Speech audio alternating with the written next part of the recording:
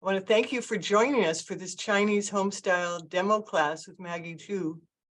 She has this beautiful book that just came out and she's been all over doing PR. Let me see if I can get you the, and it's just lovely. It's a great gift. I'd like to thank the Friends of the Darien Library for making this program possible, and also our partners at Barrett Bookstore who have the book on the shelves. And here's this pretty cover again. We also have two co-sponsors tonight, the Hotchkiss Library and the Essex Library, and we're very happy to be in partnership with them as well. So let me tell you a little bit about Maggie. Maggie Zhu started her website, Omnivore's Cookbook, in 2013. Born and raised in Beijing, she moved to Austin, Texas in 2015. Currently, she is a full-time New York-based blogger, writer, recipe developer, and photographer. Having grown up with a mother who always did the cooking, Maggie's culinary adventures started in 2007 when she moved to Japan and needed to cook to survive. Her mission is to help more people get to know real Chinese food and expose less known regional cuisines to a broader audience. More importantly, she wants to show you how easy it is to cook with wholesome ingredients to create delicious dishes that taste like they are from the restaurant around the corner. We have the chat open and the Q&A open, and we'll be addressing questions as we go through the program. I'll disappear for a while and we'll be back and Maggie will take over. So thanks, Maggie. Thank you for inviting me. It's a pleasure to be here. So today I want to introduce how to cook a plant-based Mapo Tofu. And as you know, it's one of the most popular dishes from Sichuan. So originally the dish has a little bit of meat in it. Usually it's ground pork to add at the very beginning of the cooking to boost the sauce and just add a little bit of texture and flavor. So to make this dish plant-based, I choose to use mushrooms to replace the meat. And it adds a great umami, and it also adds really nice texture. So I want to talk about the mushroom for a second. So I use dried shiitake mushrooms like those. They have like a really like nice smoky, earthy taste. So what you do is you put this in a bowl and cover with hot water, and it will soak until soft for like 10 to 15 minutes. It will become like very tender. And after it gets soft, you can just chop them. So I have those already prepped here. When it gets super soft, you can chop them into those like small bits, kind of like like a ground meat texture, like a small diced. And I also had a reader ask me about, what if I don't like shiitake mushroom, or what if I can offend them? I also actually like to use different type of mushrooms. For example, just regular white or brown mushrooms. In this case, you can like dice them. You can just like, if the mushrooms are small, you can like quarter them and fry them at the beginning. Like just brown the mushroom.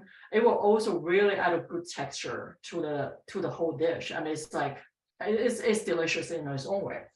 So this is the mushroom. So the sauce of Mapo Tofu, I think you might get different answers depending on the restaurant. So I know like in the US, there are a lot of Cantonese cuisine influence, like early immigrants, because a lot of them from Canton area. So a lot of times, if you go to a takeout place and order a Mapo Tofu, it could be like something really, the sauce could be like really similar to a brown sauce, but maybe they have some chili pepper in it, but it's like really brown. But if you have Mapo Tofu in China, like in Sichuan, or like in a real like authentic Sichuan restaurant, the sauce is really like red.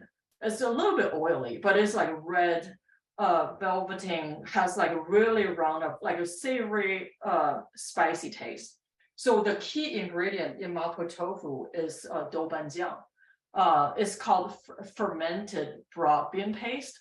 It is made from broad beans, and it's fermented and with a lot of chili pepper to become this kind of like a dark red brown colored paste. And I like to use this. This is the one I'm using. It's from Pixian Let me see. Yeah, this one actually do not have English on it. So usually, oh yes, the on the back, I think you can see a very small print on the back. So this is where the sauce, the paste was invented. And usually this is just like if you from Pixian, that is just like in general good brand to get. They have like slightly different styles. Some are packaged in a bag. And I found that the paste from the bag is a little bit thicker. I used to like that a lot, but lately I've been really liking the one in the jar, which has a little bit more chili oil in it. So it's just like a more round up taste, and it's a little bit softer and slightly less salty. So this is the main ingredient in Mapo Tofu. The other thing is chili oil. This is the chili oil I made. And you can find the recipe in the first chapter, the sauces, the homemade sauces. So this is really important in the Mapo Tofu to add extra umami, which is the chili oil is made with chili pepper, a little bit Sichuan peppercorn, and there's like sesame seeds to add nuttiness. And then the other ingredient I'm using here is black bean sauce. So black bean sauce is sometimes is not a typical ingredient in Mapo Tofu because sometimes you get enough flavor from other ingredients, and this is, you can use like maybe a little bit soy sauce and other brown sauce to anything like, I feel like Cantonese style they use a little bit oyster sauce, or some people just use a touch of soy sauce to add a little bit saltiness. But I think when I convert the dish to a plant-based, I think it needs just like an extra kick to further make it like more fragrant. And I think black bean sauce is the answer when you don't have the meat ingredient. And this is a really like a great ingredient just to add flavor. So I made those. Again, you can find the recipe on the front chapter. Is a homemade sauce. Take a minute to make, but it's so fragrant because you can make with fresh ingredients that are really good quality. My black bean sauce has a more onion, ginger, and garlic in it. So it just has more aromatics and it just smells like much more fragrant than store-bought. But it's totally okay to use the store-bought black bean sauce in this dish as well. And the other key ingredient in this is the Sichuan peppercorn. So Sichuan peppercorn is the, I feel like it's really a staple in authentic Sichuan cooking because different from the white pepper and black pepper that you're familiar with, it's actually not a pepper, it's like a citrus. It's categorized as a citrus. It has a red shell. So I can actually, you'll see it. Actually, I'm gonna take out one here. I don't know. Oh God, this is hard to show.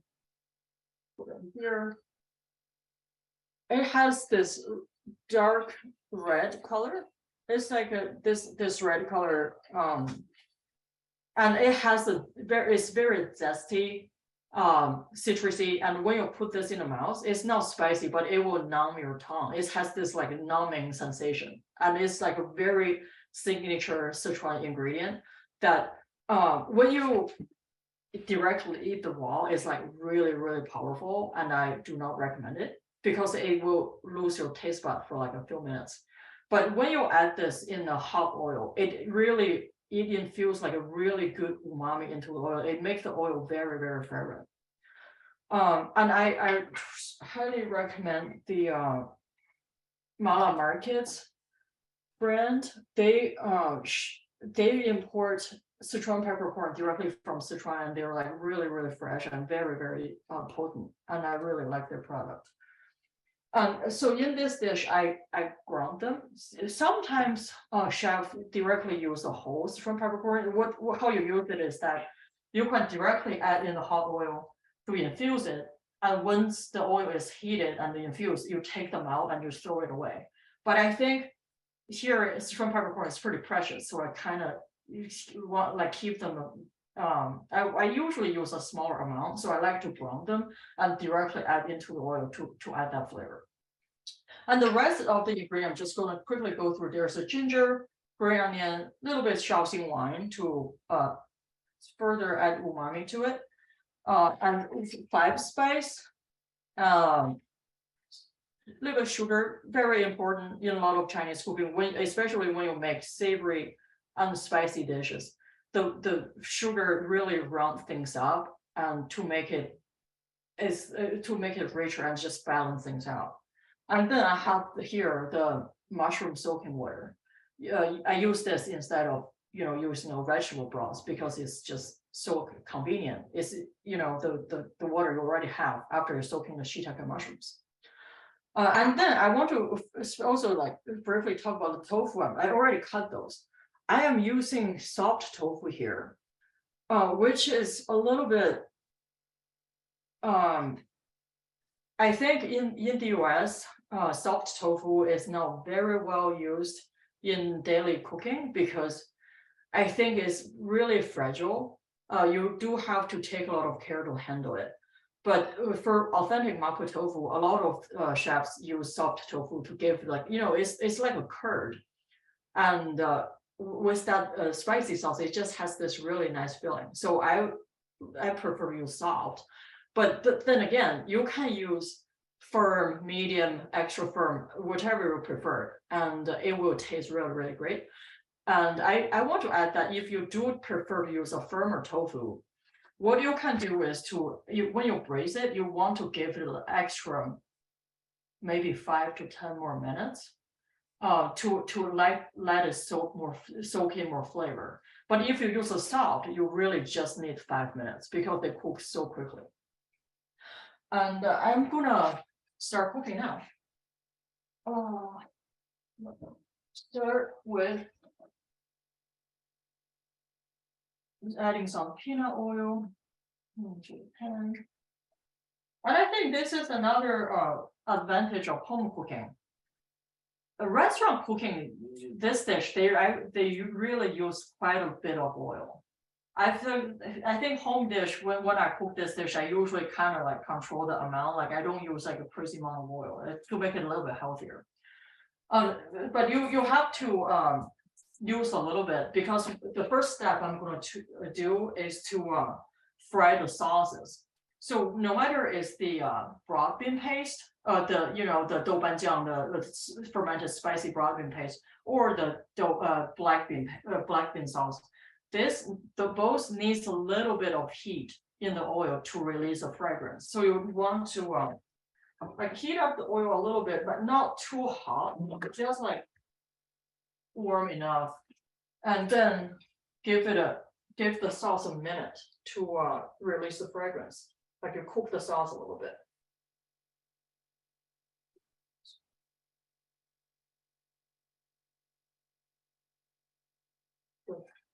So this is the douban, this is the black bean sauce, and I'm also going to add the citron peppercorn. This I'm just gonna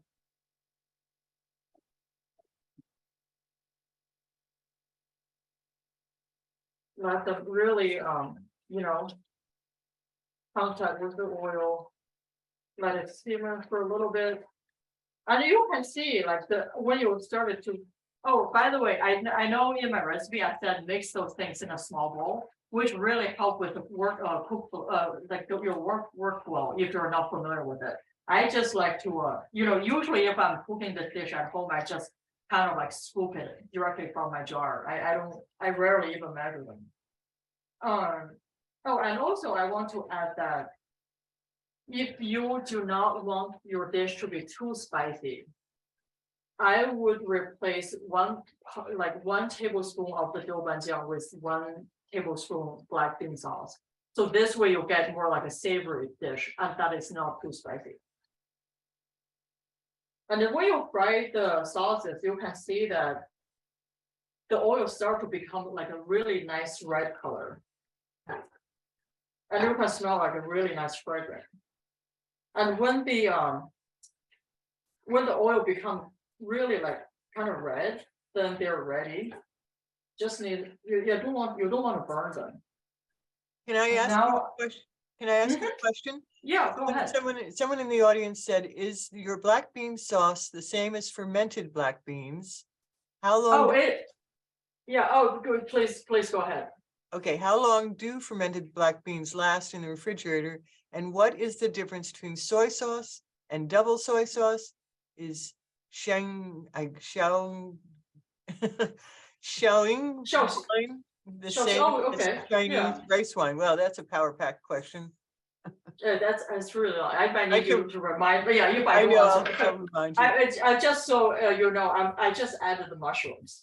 Like I keep cooking, and I will add the aromatic really in a bit. But to answer your question, the first question, like black bean sauce, is really relevant right now.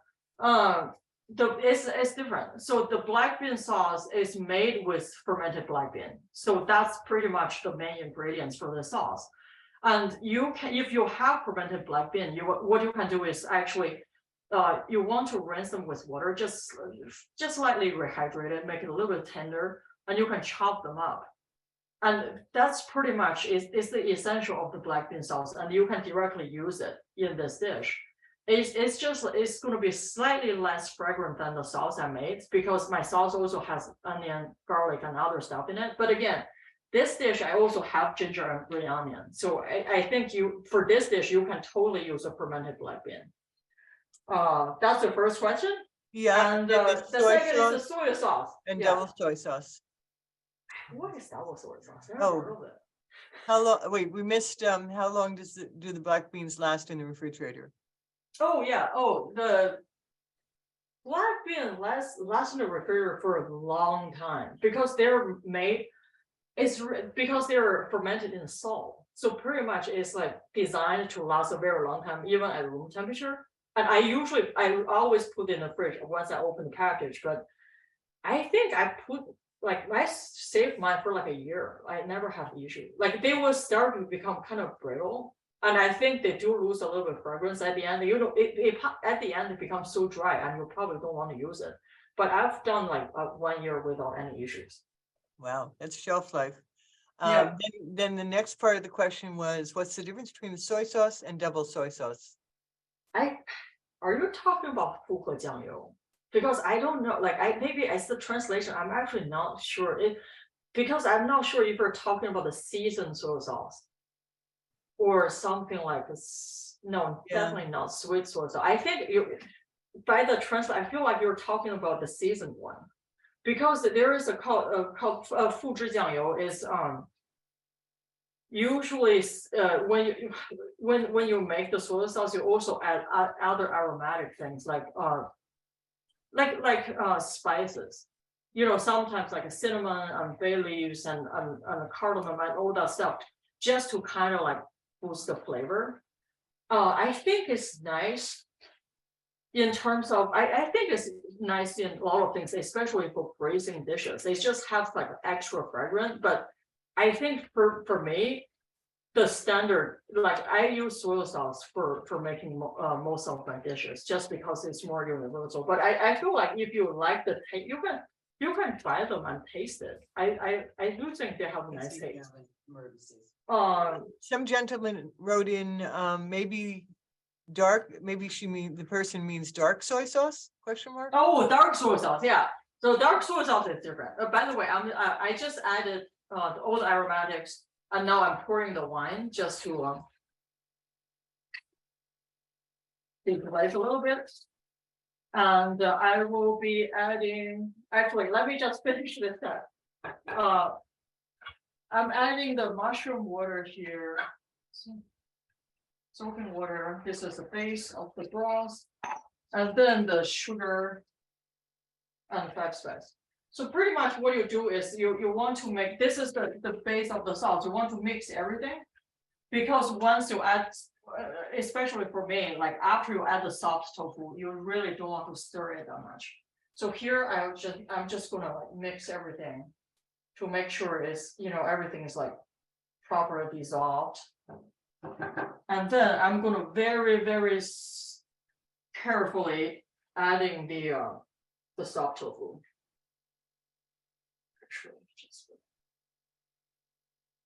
They really just, if you use some strength, they just like fall apart. So very careful. And put them into like one layer. So they will be submerged in the sauce. And now I can answer all the questions. Yeah, because this is going to go on for like 5 minutes. We didn't address the question about the Sheng. Yeah. I'm probably No, yeah, the soy sauce. about the I want about the wine and the Chinese rice wine. Oh yes, I want to because I want to go back to the soy sauce because I didn't know if I answered it. The dark soy sauce is very different from light soy sauce. Light soy sauce is really similar to regular soy sauce, but it has a lighter color. The taste is very similar. I feel like the taste is, I'd say it's a little bit more thin in texture, and it has a lighter color, so it doesn't add color to your dish. But the taste is very, very similar. Versus dark soy sauce, it has a totally different. It's more thick, and it has caramel sugar in it, so it's a little bit sweeter. And I can to show you. This is dark soy sauce. I want to pour this into a bowl so you can see. So you can see like when I like swirl it around, it actually grab onto the bowl. Like, you know, it's like it has like a kind of like a thick texture. So when you have this, you know, when you will see those like chow mein or like fried rice, when the dish has a really nice, beautiful brown color, it's usually the dark soy sauce. This is when you just add a little bit, and it will turn the whole sauce like really dark. It's used in braising, in stir fry, in a lot of dishes, but it's usually combined with light soy sauce. So one is to more like for flavor, and this is more for color. And I want to also talk about the wine. So is that the question is what's the difference from between the Shaoxing wine and the rice wine, right? Yes, I think that's the question. That's correct. So rice wine is milder. It's made with rice. It has a lighter color. Versus a Shaoxing wine is made from different grains and is fermented for a longer time. So this is, I actually prepared this. This is Shaoxing wine. I also want to pour this out to show you because it's really dark. It has a like also higher alcohol content. I think it's like 17% or something. Versus rice wine is a little bit much milder. So this is, you see, it's really dark. It's almost like a light brown. It's kind of close to light soy sauce, the color wise. It's just stronger. The closest replacement of Shaoxing wine is dry sherry. Like dry sherry has a very similar flavor profile, but it's a little bit fruitier and it has like its own fragrance. I do like dry sherry a lot, and I think that is one really good replacement for Shaoxing wine. And also depending on the dish, I feel like rice wine is actually another good replacement if that's all you can find. But I think dry sherry is closer. We have someone who asked, can you suggest ways to lower sodium levels in Asian foods? Oh, that's so hard. Yeah, that I got that question a lot. And so one of like, this is my challenge too. Asian sauces are kind of salty in general. Unfortunately, I have to admit that because like the soy sauce, like you know, like in this dish, the douban and the black bean sauce, they're all kind of salty. So I think the most so for like you know generic dishes, the one thing you can do is to use a low salt soy sauce. So I actually have a really good recommendation. This is actually Grace Young told me this. You know, she's a really famous Chinese cookbook author. She wrote the book like about wok cooking, and it's super nice. So she told me to get the Yamasa. This is called reduced salt soy sauce. It's not low sodium because it has slightly higher sodium, but it tastes much better. And this is like, I think this might have maybe 1/3 or maybe half of the sodium. So this is, if you use this, you'll get pretty much the same flavor, but it's like reduced. And other things you can do is, when you use a broth, use a low sodium broth.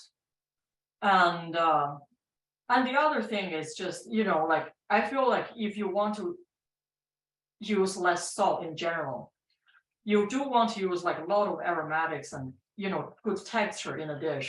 So it tastes like interesting and has good flavors, but you don't need that much salt. So that's pretty much like what I do at home. We had a question that came in earlier today. Can you suggest a good electric wok? Oh, I'm sorry. I do not have one because I do not agree with electronic wok. I think it's so I've never had a great experience using one. And for me, it's just like another appliance in the kitchen that takes up a lot of space. So unfortunately I don't have a great answer. I think I like to always recommend stick with what you have, like a skillet when you're just getting started. Especially if you don't have like a gas stove to support, a proper wok. I would just use skillet. I think it's much easier. For example, when I'm making Mapo Tofu, I mean, you can make it in a wok, but I think skillet is nicer. It make it easier. There was a question about, can you talk about the must-haves in Chinese cooking? So I have that listed in my book. If you get my book, you will see all my all the ingredients on my list. It's actually a pretty small list. So I think the must-have, like the very bare minimum, is the soy sauce. You want a really good soy sauce. You want a good wine, the Shaoxing wine, if you can find them. And I think the black vinegar, the Qingkang vinegar, is great. And the other thing for like, especially for plant-based cooking, I think the vegetarian oyster sauce is made with mushrooms. It's like this really umami-rich brown sauce that is slightly sweet, and just add tons of flavor into your cooking. I think this is like, and also the other things, I usually use I use a 100 like pure peanut oil. This is like really, really nutty and fragrant for all my cooking. And you can use a different oil like a canola or grapeseed or even avocado oil. These are all great oil. And the other thing is, like, for everyday cooking, is the fresh aromatics. It's ginger, garlic, green onion. Very important in Chinese cooking. We use all three in almost all the stir fries. So I think this is like the bare minimum. And then there's just other kind of stuff, because depending on what type of dish you like to cook, if you like Sichuan food, then there's this, few staples for cook spicy food. And if you like Cantonese food, then there's a few more things. And if you like those earthy flavors, and like making broths or like stews, then there are some of the dried ingredients will really enhance your cooking. So I think, so those are in my book. I categorize like kind of like nice to have and other essential ingredients. We have two more questions that came in. All right. Are you using a naturally brewed soy sauce similar to tamari or shoyu? Most of the commercial ones in the stores are not fermented and contain additives and colorings. Oh, I think mine is. Let me check again. I actually have a few brands that I like to use. I think mine is naturally brewed, but just let me make sure. Yeah, this has a little bit of preservative, but I think this is normal. It's normal to have preservatives. But it's made with the ingredients should have, usually the water is the first one, but it should be the soybeans and maybe a little bit sugar and wheat. So these are always the main ingredients. And like usually the wine I use has a little bit preservatives in it, but I think they're naturally brewed, especially if you get those from Asian market. I do not like the one from regular grocery store when a lot of time you see the first ingredient salt. Yeah, I think these are naturally brewed. We have two people who asked, where do you get these ingredients, and do you have online resources? Okay, before I answer, I'm just gonna quickly, I think this is getting pretty good. So I'm gonna pour in a cornstarch slurry. It's just made with cornstarch and water. And you want to make sure that you stir them really, really thoroughly to dissolve it. Because when you put it on the side, it will kind of separate. So like stir it really well and then just pour it in. This will just thicken the sauce really nicely to make it very glossy and will like, will grab onto the food. You just wanted to, after you add this cornstarch slurry, you want it to like, just like a gentle simmer for a little bit. And do not use like super high heat, otherwise it will separate.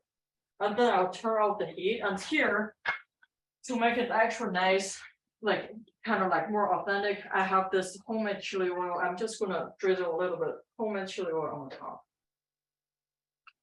And you can see Mapo Tofu. Smells very good. So back to the question. Could you remind me of the question again? Where would you find some of these ingredients, and do you have any online resources? I like to use, so for online resources, I like to use Umami Cart. It's a delivery service they're based in East Coast, but I think they're expanding their network. So they actually really can deliver to a lot of places. Usually it's next day deliver. And if you're in the New York City, it's same day delivery. They have really cool ingredients. I like their selections. They have like really nice produce, a great amount of tofu related products. All the like the fried tofu, the yugashi, and all that stuff like fresh. And they have nice snacks and like like those frozen dim sum. It's just really, it's like a really great. Like they have a really good curation. I also know I've used We before, called We, WEEE. I forgot it's like 3 or 4 E. They also have a really great selection of like produce, just like fruit produce, meat, tofu, and other sauces and everything. And I think they also deliver to like quite a lot of places. For shopping, right now I'm in Beacon, New York, so it's a little bit far. It's a town, and it's a little bit far from the city. So usually I prefer to kind of travel a little bit far to go to H Mart, and in White Plain, and there is like a Chinese market next to it. So but I do like H Mart a lot, and when I was living in the city, I go to Chinatown, and I also use H Mart. And that's pretty much where I got my ingredients. Someone asked, what would you serve with this dish? Oh, so this Mapo Tofu, like I think the best way to do this is with steamed rice.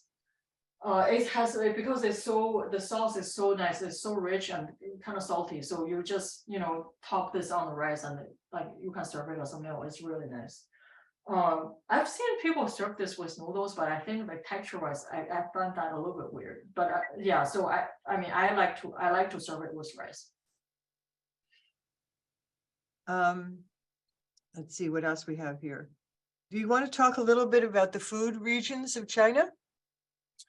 Oh yeah, so I'm from Beijing, so that's the northern part of China. So the food I'm very familiar with are the northern Chinese food that I was growing up with.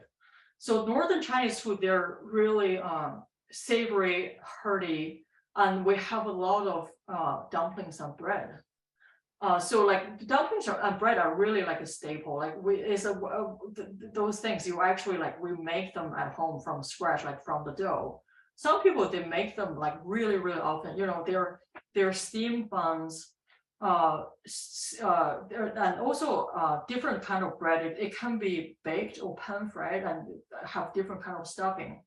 And one thing I really, really love, and I don't see that much here, is bean. So it's kind of like a scallion pancake, but in China, in Beijing, we call it dabian. It's like this big. It's like super big. They make it in this giant griddle. Like it's kind of like the griddle you make tortilla, but because the dough is like a scallion pancake dough is layered. But there's like, it's just they just make it a little bit salty, but there's nothing in it. There's no spring onion, and they make this large bread. And it's like you go to downstairs to a corner store and you just get a freshly made slice and you just let them, kind of like cutting pizza, they cut off the slice, you just take it home, to use it instead of like steamed rice. Like this is like northern Chinese food. And we have a lot of stews like brown sauce and stews. It's just really, really hearty. And then there's I think in the US, the most popular and the most common food you can find is Cantonese food, like I mentioned briefly earlier, because of the early immigrants. A lot of them are from like the south part of China. And those dishes are, like for example, the most famous thing is dim sum. They are dumplings too, but it's a very different type of dumpling than northern dumpling, because when we make dumpling, they're like, they're the wrappers made from whole wheat flour and water. So you make the dough, you make the wrapper, and you put those stuffing in. And usually it can be a meat or like a vegetable filling, and we boil, either boil or steam them. I think dim sum it has this own, like there are just so many of them, and the dough they are a little bit more delicate. A lot of them made with like all kinds of starch and rice flour, and they have like different textures. It's a lot more complex, and and then there's a filling, and there's a lot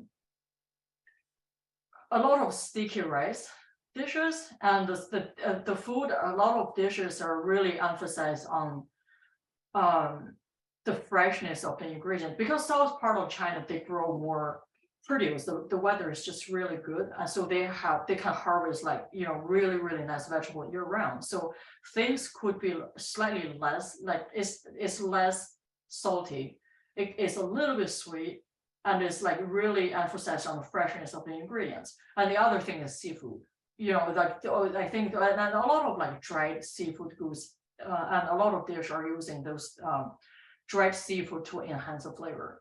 And then there's a Sichuan food, which is, I think, is getting really, really popular in the US these days. They're just really numbing, spicy, really, really addictive. They use like tons of spices, aromatics, and to make it just this really great sauce that has little savory spiciness, sometimes a little bit sour, sometimes a little bit sweet. I love those food. I love Sichuan food.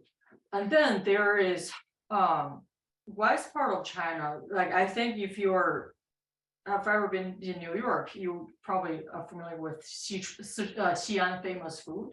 So that is a really great representative of like the west part of China, where you also have the bread and the noodles. I feel like the noodle is like a really signature thing. Like you can find noodles like all over China, and they all make it differently. But I think the west part of China, the noodle is like this really, really important staple. That I have a friend, like it's like older friend. She is from Shanxi. She just make noodle every day to just like she's like wake up. It just started to make this little dough, and then stretch them into noodle and boil it and put in a little bit of sauce. Like this is how they eat. It's like a pretty really heavy noodle culture. And they have things like the bread is like they have naans really, and especially if you go as far as Xinjiang, there's like Uyghur food, which is because the populations are largely Muslim. They have like lamb, they have pepper, tomato, and the seasonings are like cumin and some chili pepper. So you get this really like a variety of like different regions really have their own specialties, and it's just like very different food culture. And lastly, I want to briefly mention Yunnan food, which is getting a little bit like more popular these days, but it's like really blowing up in China. Like I think like maybe it's about 10 years ago, I started to they're starting to open more restaurants in Beijing. I was just blown my mind because it is a region that is close to Southeast Asia. So not only they use like all those like ingredients we talk about, the soy sauce, the peppercorn, like all those good stuff, and the spicy like chili pepper. They also have like fresh herbs like mint, basil, and they make their own cheese. They use buffalo milk to make their cheese, and they ferment their own ham. It's just like this totally different culture. It's like a really lemongrass, like combine all those flavors together to make like amazing food. So I think there's like really a lot in Chinese food for you to discover if you can find them. We also have a question. Let's see. Well, someone asked if you'd share information about your scallion pancakes. Are they hard to make, or do they take a long time? They take time to make. I think anything when you work with a dough, it's usually you just have to take some time. I wouldn't say it's easy because you do have to you have to work the dough, you have to knead them, you have to roll them out. There's like step involved that is like, I wouldn't say it's like, oh, this is easy. Like I don't think it's that easy, but also it's not that complex that you would be like, oh, like I cannot make it. I think as long as you try it out and follow the recipe, it's something you definitely can make at home. So the difficult part is that because scallion pancake, it has the layers, it's kind of like a croissant. So the hardest part is to how to get that really like very layered and fluffy texture. And I think that is the part that you do need some skills. If you never made that before, maybe like the first time, when you roll the dough out too hard, it might start to press things together. So it's like, oh, the layer kind of disappear, and they just kind of like become like a proper dough. But I find that when I work with, I have my scallion pancake recipe here in my book. I found that the key is really to make this dough, and you just want to let it rest. Because when you make it, you work the gluten and it becomes this like the dough. You develop the, because you develop the chewiness of the dough, and then you let it rest so the gluten relax, so you can actually roll it out. And that is so important because when you want to roll it really, really thin, you roll it out into like a really big sheet. And then you put oil into onto it and you fold it. It's kind of like making a croissant. Croissant is like you put the butter between the sheet and like kind of like keep refrigerating it to try to make the layers.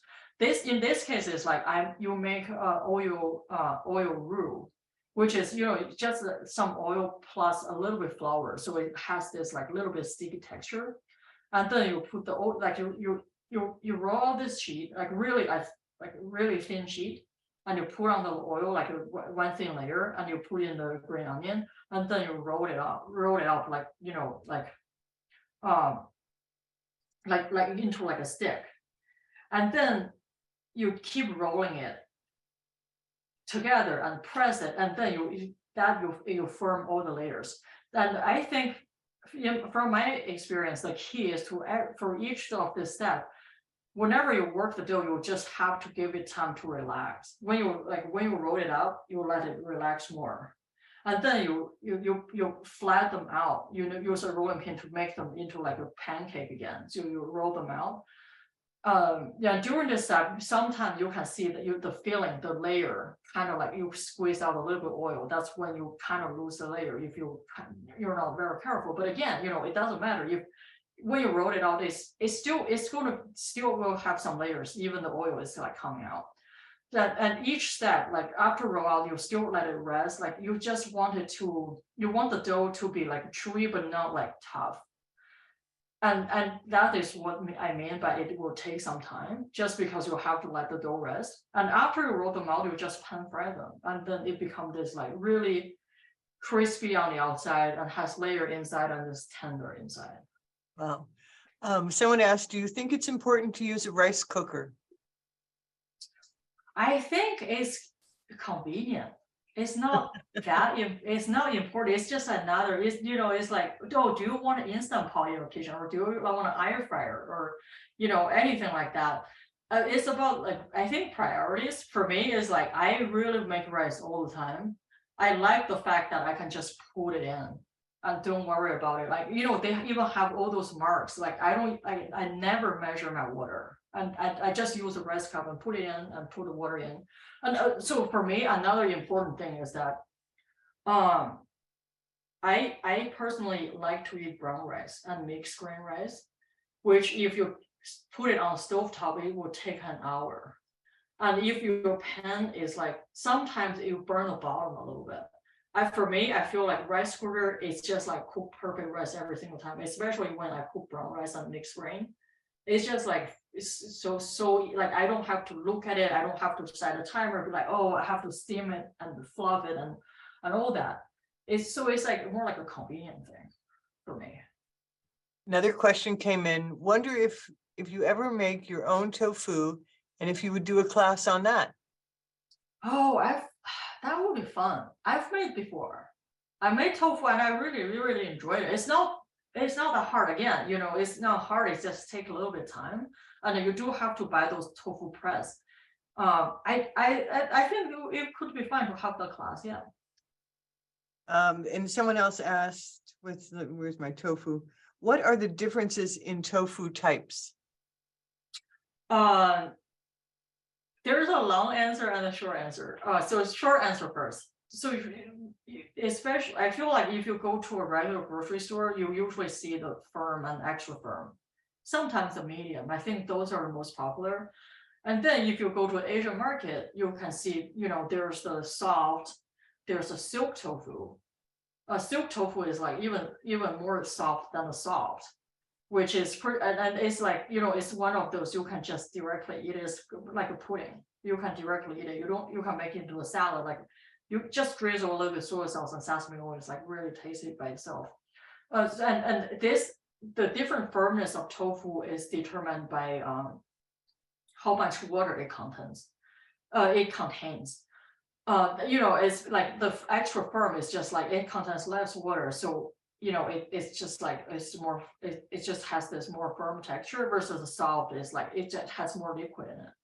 And of course there are different tofu making method. I don't want to get too much into it, because it's actually not something, it's not a very easy. When you buy tofu from supermarkets, sometimes it's not really easy to determine how they make it, because there are different coagulant. In China, we have different way to like describe like the method, like from the name of the tofu, that you actually can have like some are made with the like more like a chemical, and the other is like more natural way. There's like those more detailed categories, which is, I find it like a little bit hard to find in the US. And the other thing I want to talk about is it's not just a tofu, it's like another genre is tofu product. So pretty much tofu product is like, they use the same exactly ingredients that you make tofu, but a totally different processing method to make them into a totally different product. For example, there's a fried tofu pouch, which I love, I use in my cookbook too. It's like this block of tofu it's kind of like deep fried tofu, but it's different because, like when you cut it open, it's just pretty much air in it. The outside is like golden, it has a golden color. The inside is like very porous, like very soft. And they use it, I like to use it in stir fry, because it's like has this really nice texture, and it just soak up all the flavor. And of course, because it's fried, it's just really tasty. And there's a yuba sheet, which I also use in my eggless egg drop soup. And also like some dim sum dishes they also use that. So this is also, again, made with soil and water, but it's just a thin. Actually, I want to show you this. It's really interesting. if I still have them. Here. So it's this really fun texture thing that it's like this sheet, and then you can, if you peel this off, it's like really thin. It's like a paper, a piece of paper, and it does not fall apart. And it's made with just soy sauce and water. It's pretty incredible. So actually, this is okay. I will probably clean it. So this is like 2 layers, but you can see like how thin they are. They're just kind of like like a dumpling wrapper, but it's made with soybean and water, and that's it. And it has this it's soft. It has a very mild taste, and I love to use this in soups and stews because it's just so thin, it just soak up all the flavors, and it takes like a minute to cook through. And there's so many. Like I feel like I want to really talk a lot about it, but also I was kind of like concerned about if I'm talking about 20 products in the book, it's going to scare people off. So I did not like explore that much. I explored a few things like yubashi, like the fried tofu puffs. Another one I really love is smoked tofu. Smoked tofu is like it's a little bit like baked tofu. Like something you can find at supermarket, but it's also different because again, it's processed in a different way. So it has a smoky flavor and a much firmer texture. I think I also have that here in my fridge if I can quickly find it. You know what? Never mind. Couldn't find it. So it's this usually sold in like a very small pack. It's like have a dark surface, and sometimes it's seasoned with spice, sometimes it's salted. It has a smoky flavor, but it's like it is so firm. And when you cut it, it's like has a smooth texture, but it's like super firm. That you can cut them into like shreds. You can cut them into thin strips, like julienne the tofu, and you can make them into a stir fry, and it won't fall apart. So I have that in my book too. I mentioned about it, and I talk about you can kind of use baked tofu to replace it, but it's also different because baked tofu you just bake a block of tofu, so it become a little firmer. With the smoked tofu, it's just like it's processed differently. It's like very firm. So someone asked, what is tempeh? Tempeh is fermented soybeans like pressed into a block. So it is not a traditional Chinese ingredient. I think it's mostly used in Southeast Asian food, but I like it because it has a it's I think the taste, it has a stronger taste than tofu because it's fermented, and then because you can see all the grains because they're just single soybeans, and sometimes you also use like different, like you can find like a multi-grain tempeh that they have like other like rice and maybe like purple rice in it, which is also very tasty. But it's like fermented soybeans that they press them. Actually, I can show you that. Put that in my fridge into a block. And it's tough. It's kind of tough. It's like this. You see the soybeans? And then when you open it, it's just like this whole block. And you can cut them. And it's like a really good way to to consume protein in a plant-based diet. Someone asked, what would you suggest from your book for a beginner to start with? I think if you like noodles, like the sesame noodles is always a popular one. And I think my orange cauliflower, like I somehow like everybody loves it because it is one of those things that you only need to find, like you don't need much ingredient, like special ingredients. It's pretty common. You can pretty much find it in like a regular grocery store. And I have a few tofu dishes I really like. I like the tofu and broccoli, and I like the General Tso tofu. I think so, yeah, like the General Tso tofu, you do have to find the vinegar. It has a few things in it, but it's one of those things. It's so satisfying. is that the sauce is just like so tasty. Like it's one of those dishes you when you eat it, it's a very, very satisfying feeling. Um, and what about the other? I feel like dim sum and dumplings and bread, they're just like in general more difficult. I would start with like, like even the fried sauce noodle is that is also like one of my favorite. And also those Chinese eggplant with garlic sauce, that's also like very popular. It's very easy to make. You can make like I have this method to make the eggplant um without deep frying, and you can get really like a nice crispy texture and with like a sticky brown sauce. So these are the dishes I recommend. Someone also, you kind of answered this, but someone asked, what is a special noodle dish from the book? I like the I think the sesame noodle dish is the one of, because it's really easy. All you need to do is to put the sauce together. It's like you just stir things together and it's pretty much done. Like, you boil the noodles and you can mix things together. I think that's one of the easiest one, and I do really love the sauce. Like I like to put that sauce on like almost everything, like the vegetables and tofu and everything. And I feel like another first, if you talk about special, I would say the fried sauce noodle. Because that one is from Beijing, so it's my hometown dish, and I think I did a pretty good job making it plant-based. So if you want to try that one out. There's one question about what are good substitutes for some of the exotic ingredients, and they mentioned dark soy sauce and Chinese cooking wine. I think dark soy sauce, I would just use regular soy sauce. You can, if you want to make it really even closer, you can use a touch of like what's his name of that not maltose. Molasses.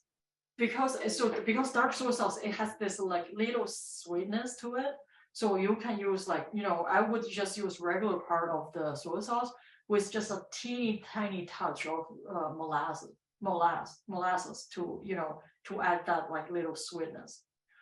And for Shaoxing wine, I think the best replacement is dry sherry, which you can go to most of the alcohol, like alcoholic store, you can just get the dry sherry. Make sure it's not the sweet one. The sweet one is super sweet.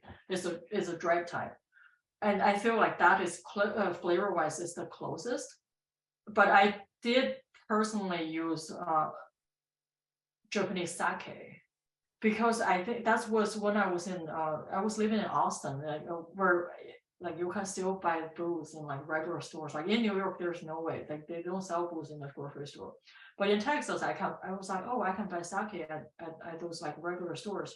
So I use a little bit sake. It's milder, it's sweet.